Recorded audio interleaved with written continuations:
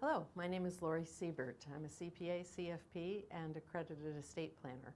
I am talking to you today about health savings accounts and flexible spending accounts to help you understand the difference. If you are employed and you have a high deductible health plan, either single or as a family, you may set aside money on a pre-tax basis to a health savings account.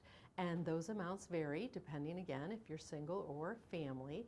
And it's about $3,500 for a single person and $7,000 for a family. If you are over age 55, you can do an additional $1,000 as well.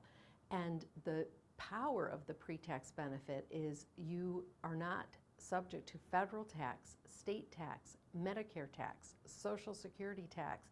This is a real win for people who are able to afford a high deductible health plan. So those are the maximum amounts you can put in. If you fail to do that through your employer, the IRS actually gives us time until April 15th to fully fund the health savings account.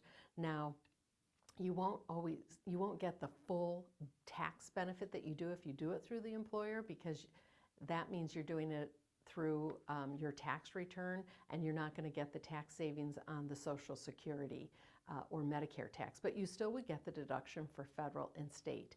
And then what we would suggest is, if you are able to afford that, that you continue to do it through your employer and maximize your contribution to it through that. Some people use it regularly for their current medical expenses, but if you don't need all that money for your medical expenses, that account can be actually invested, and it can continue to grow income tax free into many years into the future. In fact, when you're older and may incur additional healthcare expenses as you age, that can grow income tax free, and if used for qualified medical expenses, it's tax free forever. So it's a great, great benefit. Very, very different actually than the flexible spending account. For flexible spending accounts, that is also through employer deduction, and there is a health feature and a dependent care feature.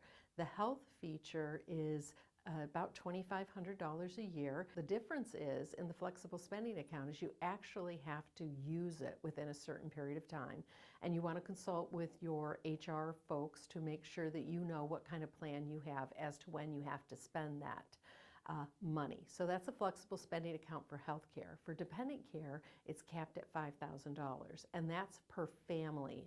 One other item to note about the health savings account is that if you are coming up to a Medicare age 65, and you're continuing to work and get your health care coverage through your employer, you have to be very, very careful. If you think, I'm going to keep my health care through my employer, but I've heard about Medicare Part A and that's hospital insurance, and I'm going to sign up for that, that will disqualify you from being eligible for the health savings account. So please, please be very careful when you are pre-age 65. In fact, 6 months shy of age 65 is when you have to adjust that health savings account contribution if you are going to go on any of the Medicare A or B entitlements.